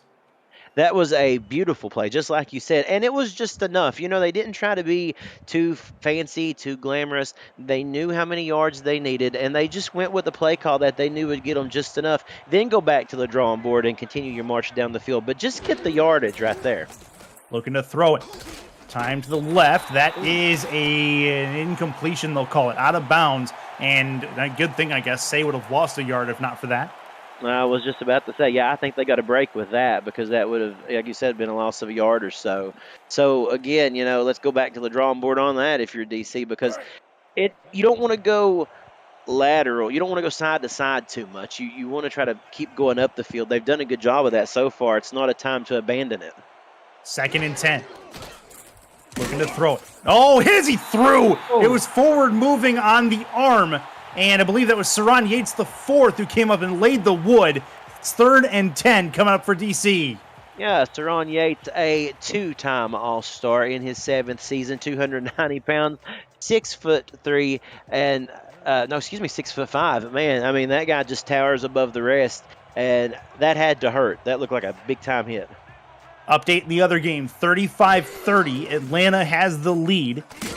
Again, Atlanta needs to win to keep the 1 seed, and that is a big-time hit on the quarterback and nearly an interception. One more time. 4th down, DC forced to make a decision here, likely a long or short punt. Yeah, I think that's what you have to do because what happens here is if you miss that field goal, all of a sudden Baltimore has beautiful field position. So they'd rather take an opportunity to pin them deep as opposed to coming up with a potentially missed field goal that really puts Baltimore in the driver's seat to tie this. That would have been a 55-yard attempt. They opted instead to try to pin the Vultures deep in their end. Good snap on the punt. They're going to try to work it over the left side, bounce at the 3 and into the end zone. So it's all for naught. And the Vultures will start at the 20 regardless. 1st and 10 for these Vultures. They're down a touchdown at home with 9:04 left in the 4th. Roy Loshaw just about had that interception on that 3rd down play right there. I mean, if you noticed, he was in the vicinity. He just happened to be a few steps ahead of where that ball ended up landing. But that, again, another opportunity there. They're swarming that football today. We may not have seen the last turnover. DC is looking like they're going to send some extra help. They will. This is going to be a run for Murray, and it's going to be not much. But he will get 5, 2nd and 5 coming up as the clock continues to tick away. 92 on the ground for Murray. No need for a team like Baltimore to really get worried here, though, are they? I mean, this team right here is just a model of success with the previous championships and successful seasons that they've had. They've been in these positions before, and right now you know what a good team you have underneath you, and now it's just time to go out and execute. It's like a near or a strong eye look for the Vulture. Throw to the outside. Chance on the spin. Doesn't matter. 1st and 10 at the 30-yard line. Where will your team end up in the playoffs? Are you in or out of contention? Can you get a first-round bye, and can you clinch a home game? For the makers of the Rick Meter, the SFL Scenario Show revs up for its 20th season tomorrow, April 15th at 11:30 p.m. Eastern, after Saturday's games conclude, and breaks down the remaining 16 scenarios entering the final 2 days of the regular season. We will see you there. Handoff. Murray gets taken down in the backfield. Big loss. 2-yard loss, they'll call it, but a 2nd and 12, and that felt bigger than it was. Yeah, it did, and it was big. No need, like you say, no, certainly let's not underestimate that, just how big that could be. Because, again, as we said earlier in this game, with these two teams, every yard counts. And 2nd and 12 now, it's not something that Baltimore has had an easy job converting today, so that could be huge. Under center. Far look. Wigmore looks to throw it right side. That's caught. Makchima can go nowhere with it. 3rd and 7 coming. DC standing up, keeping everything in front of them, it would seem. But now is where they really need to lock down if they want to stop them and end this drive. Yes, and a beautiful tackle by Riley Coos right there, coming up with a great open field tackle. And again, as you said, just locking it down. Yeah, let them get the reception, but don't let them get any more than that. I mean, they stopped right in the tracks. Empty set.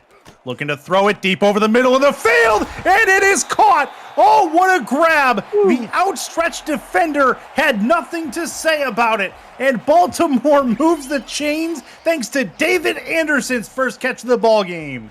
David Anderson coming up with a big-time play. We hadn't called his name a whole lot, but look at that. Again, another opportunity for DC to come up and maybe swat one of those footballs away. But I'm telling you what, Wigmore did a nice job of placing that football right there, and Anderson was in the right place. Those routes right there where they cut upfield at the very last minute, that's been big for them in this game. It's interesting to see them start going back to that now. Empty set. Wigmore backs up. 5-step drop. Another one deep over the middle, and that one is incomplete. Tapped away just at the last second, 2nd and 10. Yeah, a really nice deflection right there by John Patrick Levine, the rookie, coming up. You know, it looked like he was almost burnt on that coverage, didn't it? I mean, he was kind of a step behind on that, but a great job of getting that outstretched arm right there to get that paw in and just slap that deflection down. A great defensive work by a team who knows just what's at stake here. 2nd and 10. Wigmore over the top, caught. Oh no, it's picked off. How? He's got it back the other way.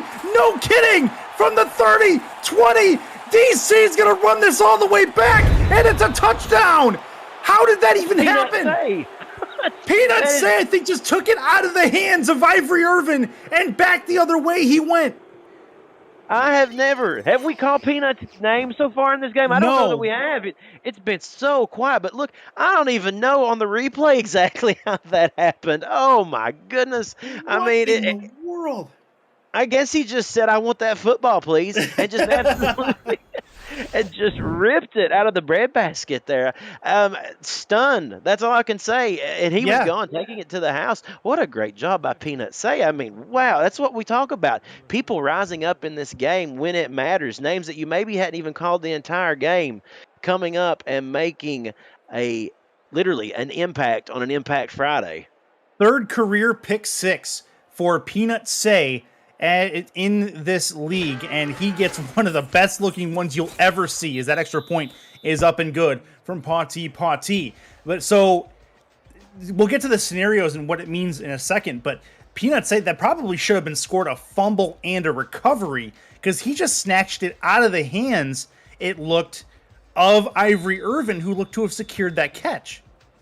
Yeah, I mean, you're exactly right about that. I'm just kind of sitting here thinking, I can't wait to see that again in the highlights at the end of this game. That is one of the most interesting plays I think I have seen of watching football in all my years of following this sport. That was really, truly something.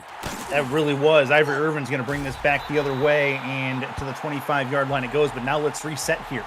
DC up 14 points on Baltimore, where Baltimore now has to find some heroics and see if they can come back in these last few minutes. Atlanta still leading in that other game, I do believe. We'll see if we can get an update here shortly. but yes, 42-30 Atlanta. So it may not matter in the grand scheme of things, but Baltimore trying to keep their seed, and they are in danger of hitting a third loss on the season, which does not put them in fantastic company. This will be right side, caught, first down and more, out to the 38-yard line is what they'll say. 1st and 10 for Baltimore. You're right to mention that. Atlanta would have to lose for them to, and they'd have to win to lock up that number 1 seed. But here's the bigger picture, in my opinion, like you alluded to, Chris.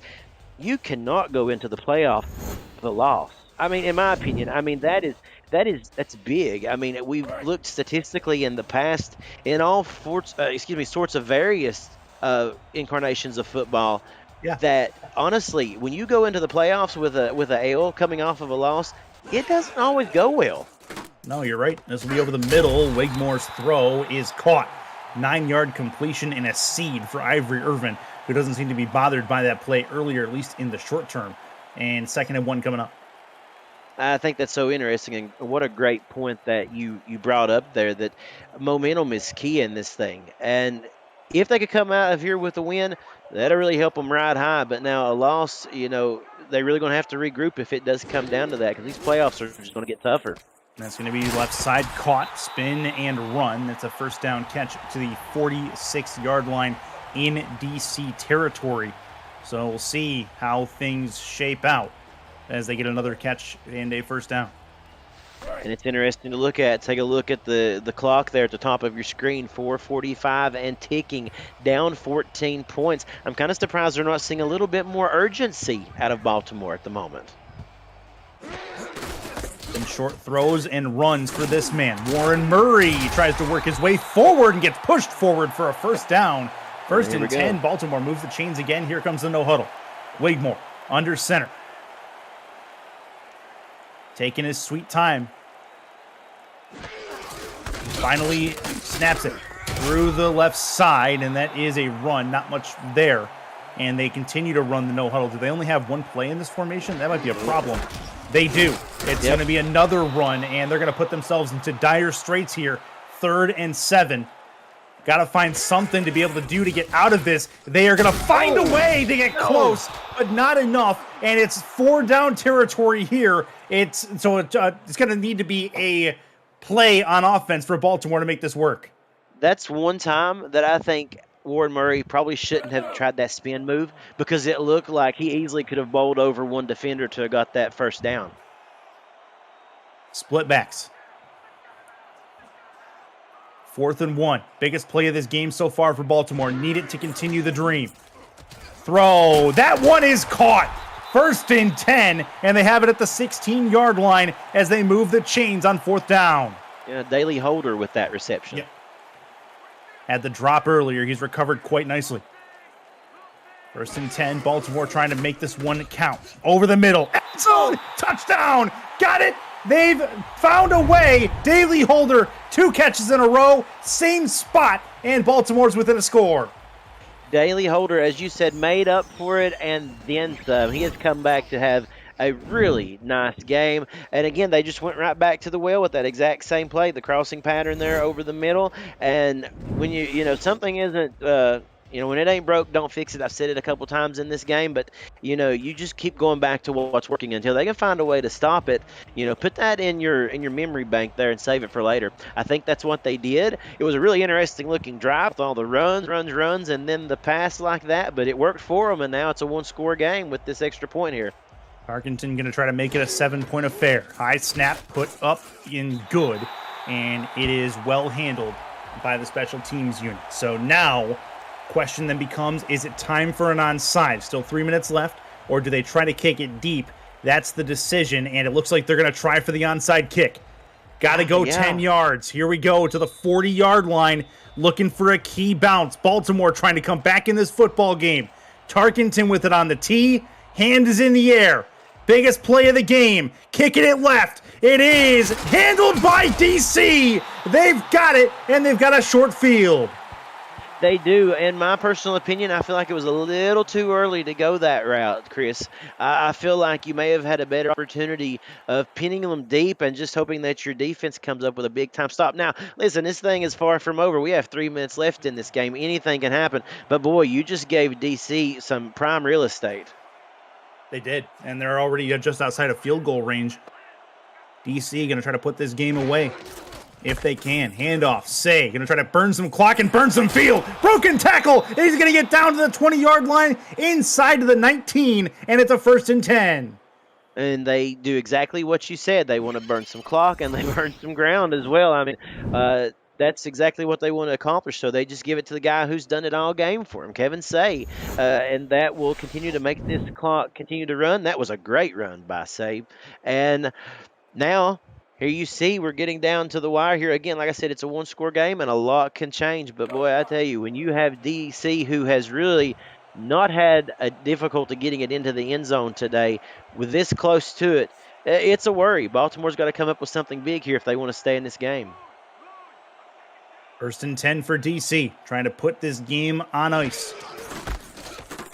Through the middle, Kevin Say going to find himself 6 yards forward, and he gets a little bit closer at 2nd and 4.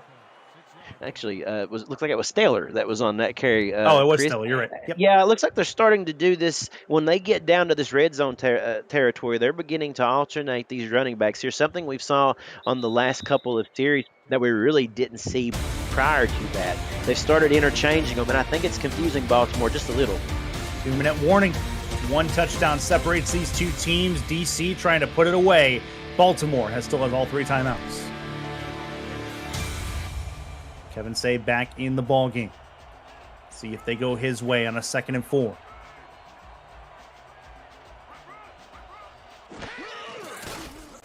Looking to throw it. Left side caught. 1st down and more. And now is when DC is going to start taking those timeouts. Tim Mako, the tight end, with that catch. And DC is likely just a couple snaps away from putting this game away.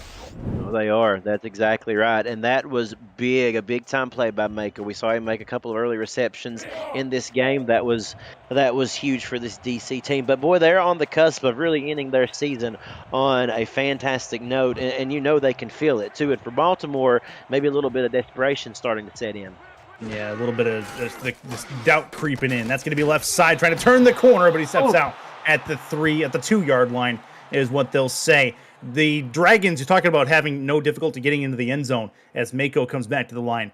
4 touchdowns on 6 offensive drives. The other 2 were punts. Their 5th touchdown came by way of the pick 6 from Peanut Say, where he literally took it out of the hands of Ivory Irvin in coverage after Irvin seemingly made the catch and took it back to the house. So that was a crazy play as well. Say trying to put this away, and he will get down to the 1. Baltimore calls their second to last timeout. Yeah, a nice job right there of the defense coming up. They needed that one. Now, really, the game really rides on this one play. You are 1 yard separate here from possibly this game being over, coffin nails, or living to play another drive if you can just hold them to 3 points here. Now, I mean, even 3 points here might be enough to put it away with a minute to go. That too. Under center. Kevin Say gets through. Not enough for the first, or not enough for the touchdown. It'll be 4th down, and Pate going to try to put the nail in the Baltimore coffin for DC on the road. You're right about that. I mean, like you said, even with the field goal attempt here, it could be devastating, just enough to give DC this victory and hand Baltimore the loss. It is interesting, though, with 1:46 left, if Baltimore does get this ball back, this is an offense that can strike quick. They can. We may not see the end of this game just yet. You're right. Snap is good. Hold is good. Ponte puts it up, and it is through. So it is now a 10-point game. But there's a couple things working in Baltimore's favor. 1, they are the number 2 scoring offense in the league. 2, their quick strike offense is among the best, if not the best, in the SFL and has been for a few seasons now. And 3, the man receiving the football right here, Ivory Irvin, who has already burned DC on special teams once in this football game, and Baltimore faithful would love nothing more than something like that here. He's going to have the ball in his own end zone, brings it out to the 10, the 15, to the 20-yard line, spins through a bunch of traffic, and gets taken down at the 22. So good job by DC to keep him in front of them. And now Baltimore is going to have to hurry their way down the field and hope for a chance at an onside kick. They are, and they can do it. And you know what? I find myself chuckling here. Just imagine just how many threats that the special teams coach was giving DC's team right there. That special team telling them, do not let Ivory Irvin through. And they did their job. Now let's see what Baltimore can do. Wigmore backs it up, throws right side, tipped and incomplete. I guess the Ivory Irvin return, as Chima couldn't make that catch, was more like a really high stakes game of Red Rover. Yeah, you're right. I don't think I've heard a better analogy than that. I'm sure Chad will love that. That'll be a pretty good one. The childhood game coming back in spades. 38-28, Baltimore, 5 wide, trying to get themselves downfield. Nice part about that incompletion, at least, is they did stop the clock. Looking to throw it, backs it up. Wigmore, deep over the middle. That's a catch. It is Ivory Irvin who puts the long ball forward. It's 1st and 10. Wondering if they'll clock it here. Wigmore has to try to get in position in 5 wide. Looking to throw it again. Right side. That one's caught. No way. Chima, 10-5. Touchdown, Baltimore. There's the quick strike. And now they're an onside kick away from having a chance at this. We just wondered if that would happen, didn't we? And that's exactly like you said, the number 2 scoring offense in the Simulation Football League. And that's why Ivory Irvin, Mac Chima, again, let's go back to Wigmore. What a day he has had. But man, oh man, this is a team that until it says 00 on the clock at the end of the 4th quarter, it's never over. And this is why this team has had such a great longevity of success, because this is a complete team. I know they're still going to be down by 3 points, but man, that was huge. Now, if you're DC, what do you do? How do you come back from that? This is a big play. Momentum could easily shift here. Yeah, they were saying that the onside kick earlier was too early, as that extra point is up and good to make it a 3-point game. But now you have a chance at a second onside kick.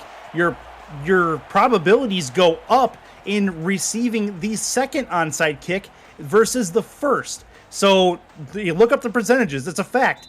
As we look into this, Baltimore has a chance here to maybe reverse field and get a shot at this football game. Tarkington, hand in the air, kicks it left. The bounce is up in the air. It's off a helmet. No way. Who's got it? Oh, I wonder. It's finally recovered, and it is recovered by... I can't tell. I think it's Baltimore. Is it Baltimore? That's going to be, it's tough to call. I'm trying to read it by the reactions. It is! Baltimore's got it! No way! Oh, they do have a chance at this. My goodness. An unreal bounce. That one stayed on the ground forever and finally recovered by, I think that was 44 for Baltimore. Yeah, I'm at a loss for words. I'm sorry, I don't have any. That was unbelievable. What a play! And here we go. 67 seconds left. Baltimore has a chance at this. Warren Murray is to Wigmore's right. Wigmore over the middle, tipped and incomplete. DC nearly ended the football game right there. Declan O'Rourke with the deflection. Man, it would have been a good time if you're a DC fan for him to pull that one down, right? Second and 10. Hard to give his team another opportunity, but yet here we go. And they'll go 5 wide again. Watch for Ivory Irvin top of your screen, Mac Chima bottom of your screen. Looking to throw it. Wigmore deep over the middle again. Looking for Irvin, and he's got him at the 33-yard line. They're in field goal range and could tie this ball game. Looking to throw it again. Wigmore deep left side. That one's caught at the 9-yard line. They'll call it the 10. 1st and 10. They can still get a first down at the goal line with 36 seconds to go. they're going for touchdown. They ain't worried about that field goal right now, I don't believe. No, I don't. Yeah, I think you're right. This chance, right side. Shima can't turn the corner at the 1. It's 2nd and 1. Whew. I am sweating. I just want you to know. I mean, I'm a bundle of nerves right here. What a game. My goodness. And right now, down to the 1-yard line, down by 3 points. But like you said, they're not worried about a field goal at the moment. The way that this offense is rolling, 1 yard stands between them and a victory. And boy, won't that be big. Oh. They're going to kick the field goal instead. They're going to go for the tie. Interestingly enough, with 28 seconds to go, Tarkington with a chip shot field goal to tie this ball game up at 38, and it is through. That is one of the more interesting decisions we've seen, but Baltimore takes the points, and they'll tie up DC with just a few seconds left in the 4th. I'm really surprised at that. Yeah. I really expected the momentum that you had to not go through with it. 1 yard. I mean, you've got Ward Murray in the backfield. Really surprised. I think that was very conservative. I guess they wanted to try and just take this thing back, get a fresh start into the overtime period there. But it ain't over yet, man. DC's still got a chance. Yeah, and it's going to be Ronnie Shanahan who has a chance on a nice return. And quick jump over to Cameron Irvine, SFL HQ, for a game update. Cam, go ahead. Thank you, Curtis. Meet your number 1 seed, the Atlanta Swarm. BDG Hollywood scores twice. Bryant Dynasty, 4 touchdowns, 1 interception. They were unstoppable today. Atlanta 11-1. They have home field advantage throughout the playoffs. They beat Florida 45-30. Back to you for your thrilling conclusion in Baltimore. Yeah, no kidding. Thank you, Cam. As the conclusion to this one looks to be much better than the conclusion over in Atlanta, as that one will be a step out of bounds after a 5-yard completion. And the 2nd down coming up as Josh Gill brings that one in. But let's talk about that real quick, Cameron. The 1 seed Atlanta, the SFL playoffs go through the Hive, which is a nice renaissance for the Swarm, who have had some doubters over the last couple of seasons since they won the championship back in, I believe that was season 14, and they finally got to a point where they can rest easy and get through the playoffs. Oh, indeed, bragging rights too, being able to play at home like that. That's going to be a catch left side, 1st down, as they're going to try to get into field goal range, possibly. Josh Gill another grab. But Baltimore now is cinched in as a non-1 seed. Where they're going to fall is going to be up for debate as we get through the end of this game, whatever happens. But I'm surprised that we're not seeing the end of it right now, to be honest with you. Yeah, me too. I'm still taken aback by that. But hey, extra football perhaps. That's good for us. Nothing wrong with that. Split backs. Looking to throw it. Left side, that one's caught, trying to turn the corner, and a nasty hit. More divisional opposition there as Josh Gill met the bitter end of a clothesline. Hey, Chris, that's why they zoomed in on that warning label on that helmet back in the 2nd quarter. Just for hits like that, they knew that's how it was going to come down in this game. A warning says, quote, objects in mirror may be closer than they appear. Second and 3 coming up. Oh, man. Synergy, good day for him. No doubt about that. Under center. 5-step drop. Synergy, right side. Going to put it in Say's hands. 1st down and more. He's going to have a chance towards the sideline, and he gets out of bounds with 2 seconds left. They could, if they wanted to, try a long field goal here to end this football game. Do I think they're going to? I don't think so. No, I feel like you're going to see a little bit of conservatism there. That's how I feel. I would go for that field goal. I'm just saying, if it was me, man, I'd go for it. Nope, they're going to put 5 wide out there instead. It looks, nope, they're going to try it. Okay, so here we go. This is from the 39, so it is a 58-yarder from here. Kick is up, or 56-yarder. Right side, and it's off the upright. Did he hit the crossbar? I think he did. I think he did. I want to see if this went off the crossbar or off the upright. I don't think we're going to get a chance to see it. It was online. Crossbar. Crossbar is where it did. So just short of the game-winning field goal, and that takes us into the overtime period. Well, it's great. We get a minute to check our blood pressure and our heart rates. And yeah. Here we go again. 160 right now. DC going to call it in the air as we have the overtime coin toss, and it is the Dragons who will receive this football. So after Baltimore with 26 seconds left and momentum decides to kick the field goal to tie the game and not go for the win, they now have to play defense and get a stop to stop DC from scoring. Otherwise, DC wins this football game. Overtime rules are very simple. First team to score will win. No fancy overtime redo or second opportunity for the defense or anything like that.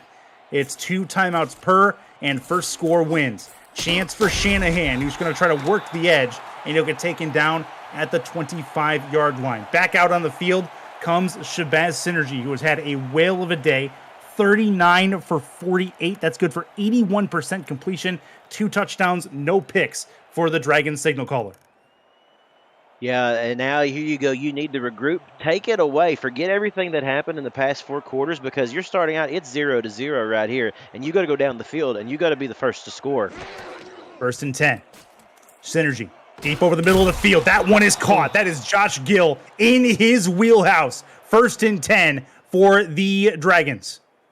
102 yards for Gill, and he's done it almost kind of quietly, if you want my honest opinion. I feel like there's been so much action on the field that we've called so many names. I have to be honest, I don't think I realized he was over the 100-yard mark for the day. But, man, he has come up with some big-time plays. It's no surprise that they're looking at him. He did have some big catches in this game.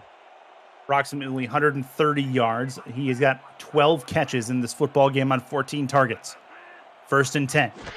Synergy has the football, backs it up, looks to throw. Deep right side, looking for him, and he's got it! Deep right side, it's Churchill! Touchdown! Dragons win! They come into Baltimore, into SGO, and end their season on a very high note, taking Baltimore to 9-3. That is going to be one happy bus ride home, let me tell you.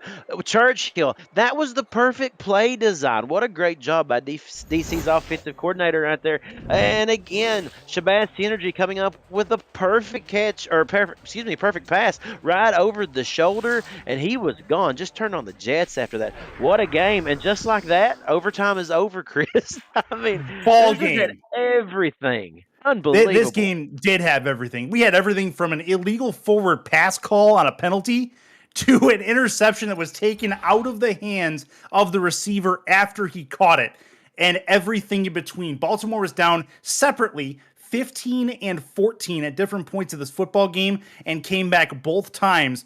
And then the clock management decision by the Baltimore sideline to kick the field goal 26 seconds left to tie the game instead of going for the potential win proves to be detrimental to their hopes at winning this football game. In DC comes up with a bomb to Mike Churchill down the right sideline for the game-ending touchdown.